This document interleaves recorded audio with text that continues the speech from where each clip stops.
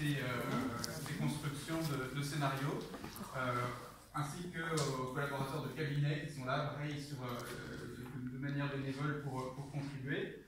On a essayé au maximum de casser les logiques des élus, des coordinateurs, et que tout le monde soit sur un pied d'égalité, les innovateurs démocratiques, les membres animateurs ou simples curieux de conseils de quartier.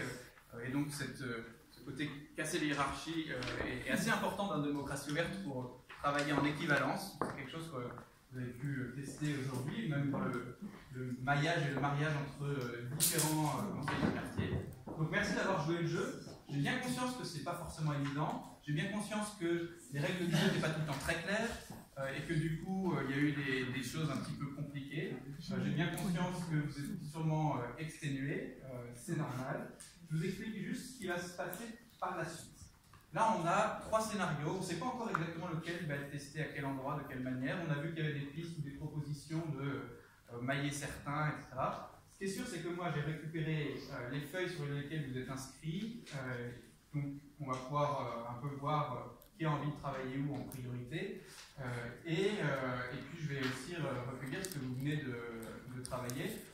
On va tous vous envoyer un compte-rendu et vous proposer d'autres rencontres, une autre rencontre dans les prochaines semaines, pour pouvoir continuer à travailler, non pas en grand groupe comme ça, en plus petit groupe, pour pouvoir continuer à travailler sur les scénarios les uns les autres. Vous pourrez changer, on va décider de lequel se déroule dans quel arrondissement et dans quel conseil, dans quel quartier, et en fonction de ça, vous pourrez changer en disant bon, en fait, moi je veux être dans tel arrondissement ou sur tel projet, donc il sera encore possible de changer. On a juste là un peu une photographie de qui a envie d'être où.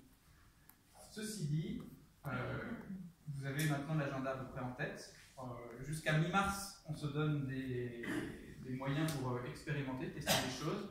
Le 6 avril, il y a une grande journée de la participation qui a lieu dans les salons de l'hôtel de ville, auquel vous serez, au-delà même d'être invité, vous en serez peut-être acteur, parce que l'idée sera de pouvoir présenter ce qui sera issu de cette expérimentation et de pouvoir mettre en valeur ce qui sera issu de cette expérimentation. Là, il y a un portage et une volonté politique forte pour en faire quelque chose d'important.